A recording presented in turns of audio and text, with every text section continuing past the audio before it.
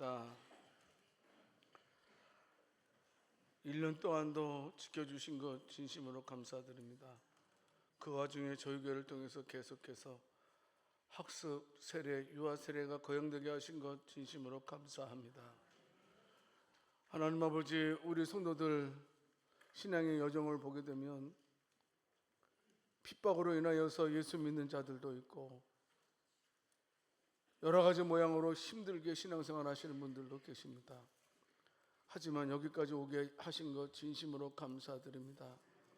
오늘 말씀을 통해서 위로받게 하시고 오늘 말씀을 통해서 위로받게 해주시옵소서. 우리 찬양대의 찬양을 기뻐 받아주신 것 진심으로 감사드리옵고 우리 주 예수 그리스도 이름으로 기도드립니다. 성도 여러분,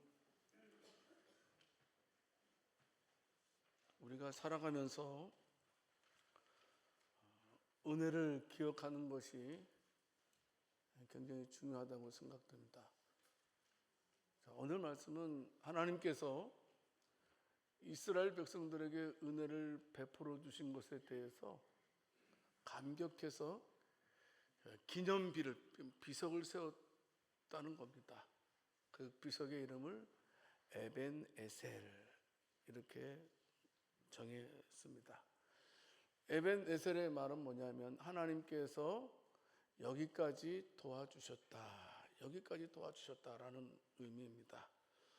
자, 오늘 말씀을 통해서 우리 삶이 참으로 하나님의 은혜로 여기까지 올 수 있었다는 사실을 다시 한번 깨닫고 앞으로도 하나님의 인도하심을 받는 우리 모두가 다 될 수 있기를 살아계신 주님의 이름으로 축원합니다. 첫 번째로 교할 것은 하나님의 손이 저와 여러분들을 여기까지 인도해 주셨다는 사실을 절대로 잊지 말라라는 겁니다.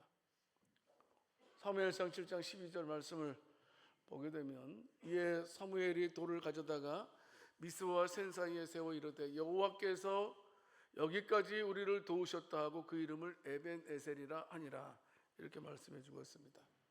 여러분, 이스라엘은요 특별히 그 주변에 블레셋이라는 나라가 있어요. 근데 그 블레셋이라는 나라는 굉장히 싸움을 잘하는 민족입니다. 또 무기도 달라요. 쉽게 말씀드리면 이스라엘 백성들은 농기구로 싸운다면 블레셋 사람들은 양날선 검과 창을 가지고 있었어요. 그럼 누가 이기겠어요? 블레셋이 이기죠, 인간 생각할 때는. 그러니까 매일매일 약탈을 당하는 거예요.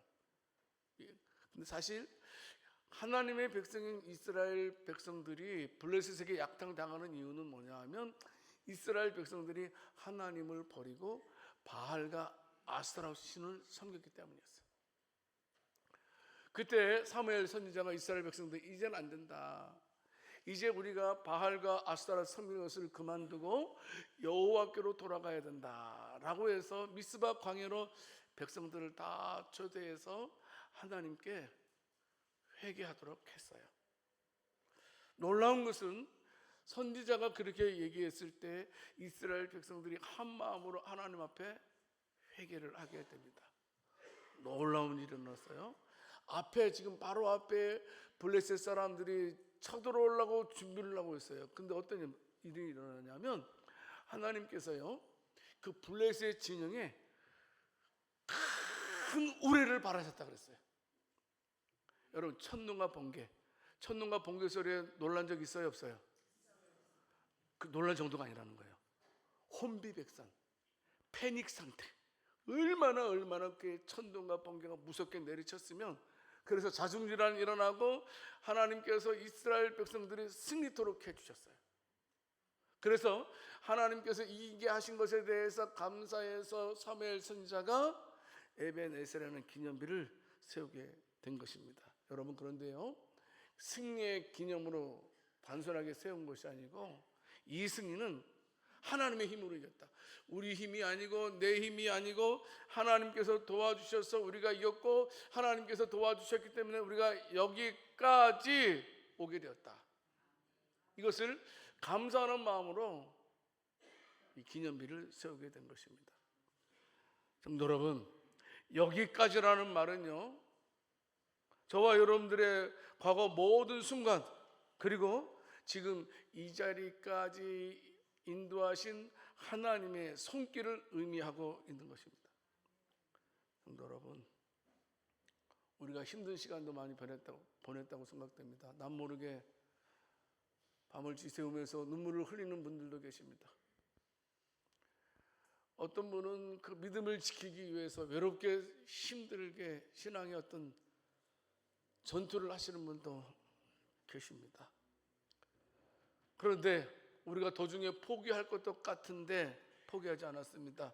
왜냐하면 하나님의 손이 우리와 함께 주셨기 때문에 우리가 존재하는 줄 믿습니다. 어떤 면에서 이 에벤에셀이라는 말은 뭐냐면 신앙 고백이에요. 나는 절대로 하나님의 은혜를 잊지 않겠습니다. 이런 신앙 고백을 하는 거예요. 하나님의 손 때문에 우리 교회와 우리 성도들이 여기까지 온 줄 믿습니다. 은혜를 기억하는 자가 되어야 됩니다. 성경을 읽어보게 되면 하나님의 손길을 기억한 인물들이 많이 있지만 그 중에 대표적인 사람을 우리는 다윗을 뽑을 수가 있습니다. 그는 어려서부터 하나님이 나와 함께 하신다는 확신이 있었습니다. 하나님께서 순간순간마다 하나님이 손길이 임해서 나를 지켜주셨고 나를 보호해 주셨다고 고백을 하고 있습니다. 사무엘상 17장 37절 말씀을 통해서 보게 되면 하나님께서 나를 사자의 발톱에서 곰의 발톱에서 나를 건지신 것처럼 내 앞에 있는 저 골리앗에게서도 나를 건져내실 것입니다. 이렇게 지금 고백을 하고 있습니다. 자신의 실력으로 말하는 것이 아니고 하나님께서 인도하셨다는 믿음이 골리앗 앞에서도 그는 당당했던 것을 알 수가 있습니다. 성도 여러분, 그래서 다윗이 이기지 않습니까? 여러분들이 많은 이유가 있겠지만 오늘 이 자리에 나올 수 있었고 예배드리는 것도 하나님의 손길이 우리에게 임했기 때문에 여기까지 온 줄 믿습니다.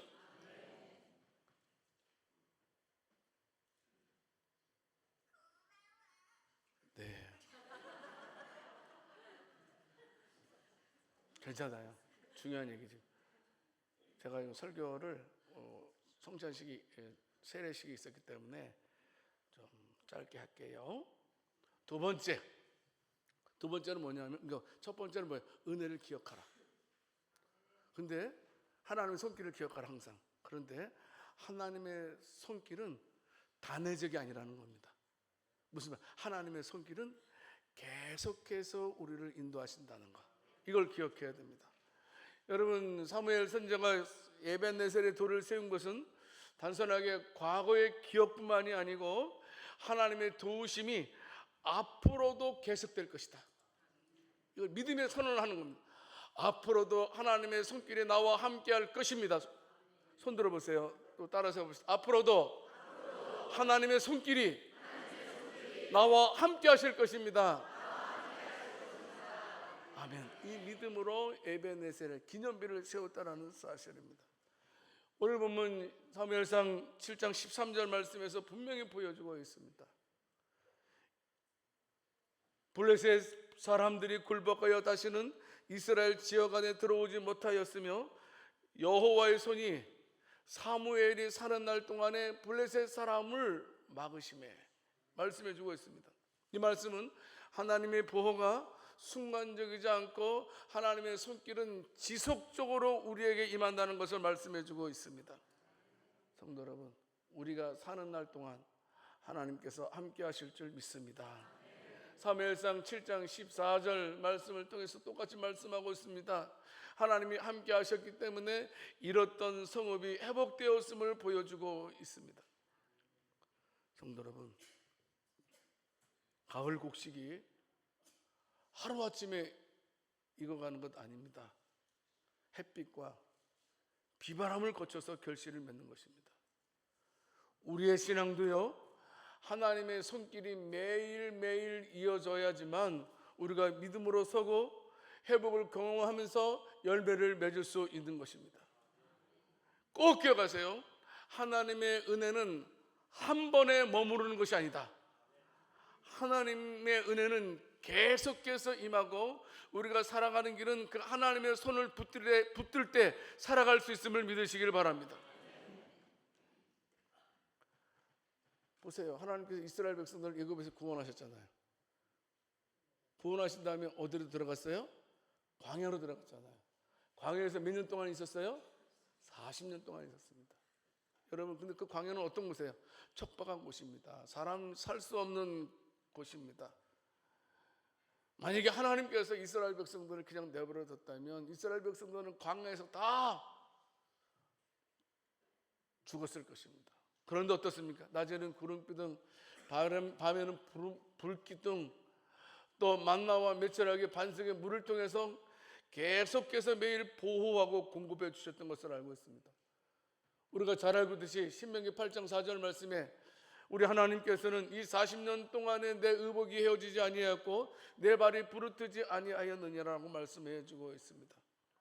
그 광야의 위험 속에서, 부족함 속에서도 하나님께서는 이스라엘 백성들을 무려 40년 동안 지속적으로 은혜를 내려주셨던 것을 기억하십시오. 여러분, 요셉도 마찬가지입니다. 요셉은 어떻습니까? 형들에게 미움받아서 팔림당합니다. 억울한 누명 써서 감옥에 갇히기도 합니다. 그런데요, 창세기를 읽어보게 되면 창세기 39장 2절 말씀, 그리고 또 39장 21절 말씀을 보게 되면 같은 말이 있습니다. 여호와께서 모세과 함께 하셨다라고 말씀하셨습니다. 여러분 꼭 기억하세요. 요셉이 노예였을 때에도, 요셉이 감옥에 갇혔을 때에도, 요셉이 국무총리가 되었을 때에도 하나님의 손길이 계속해서 임한 줄을 믿으시기를 바랍니다. 여러분, 그의 인생은 한 번의 기적으로 된 것이 아니라는 사실입니다.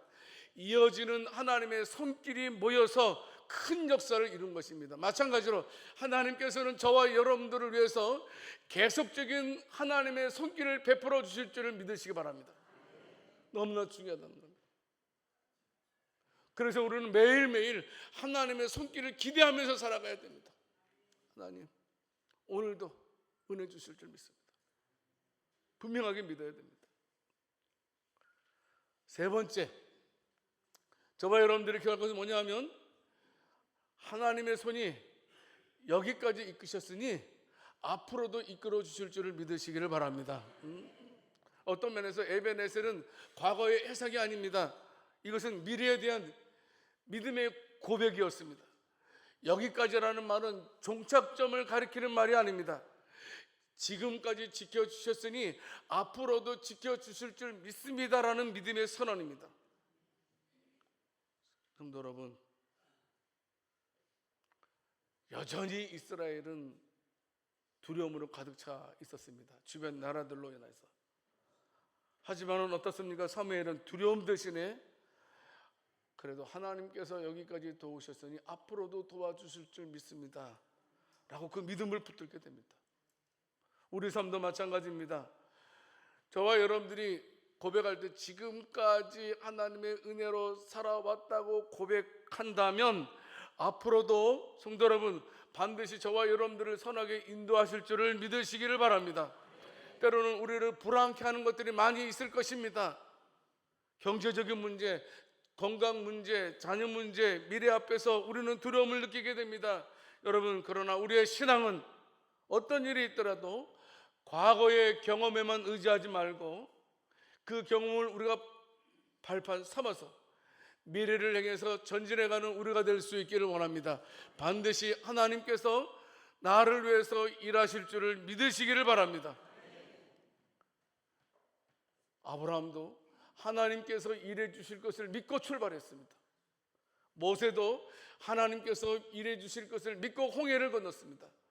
바울도 하나님께서 일해 주실 것을 믿고 감옥에서 복음을 전했습니다. 그렇습니다. 저와 여러분들이 붙들어야 할 믿음은 뭐냐면 여기까지 나를 인도하신 그 하나님의 손은 앞으로도 인도하실 거라는 사실을 믿으시기를 바랍니다. 성도 여러분, 어떤 일이 있더라도 하나님만을 의지할 수 있기를 원합니다. 꼭 소망을 가지십시오. 믿음을 가지세요. 하나님은 나를 위해서 일하신다. 일해 주실 거예요. 힘들어도 견뎌내실 힘도 주실 거예요. 여러 가지 모양으로 견뎌내시게 하나님께서 붙들어 주신다는 사실입니다. 꼭 명심합시다. 우리는 하나님의 은혜로 여기까지 왔습니다. 둘째는 하나님의 은혜는 계속된다는 거. 꼭 명심하세요. 하나님의 은혜는 계속된다. 세 번째는 뭐예요? 앞으로 더 큰 하나님의 은혜가 우리를 기다리고 있다는 사실. 이 세 가지를 붙들고 감사함으로 살아가는 저와 여러분들이 다 될 수 있기를 살아계신 주님의 이름으로 축원합니다. 하나님 아버지, 오늘도 저희들 하나님 앞에 나왔습니다. 오늘까지 우리를 인도하여 해주신 하나님의 손길을 기억하며 감사드립니다. 눈물의 밤에도 기도의 자리에도 침묵 속에서 함께 하신 그 손이 있었기에 우리가 여기까지 올 수 있었습니다. 하나님 아버지, 앞으로의 삶도 오직 주의 손에 의지하고 불안한 현실과 알 수 없는 미래 앞에서 여기까지 도우신 하나님께서 앞으로도 인도해 주실 것이다라는 믿음으로 살아가는 우리들 되게 해 주시옵소서. 감사드리옵고 우리 주 예수 그리스도 이름으로 기도드립니다.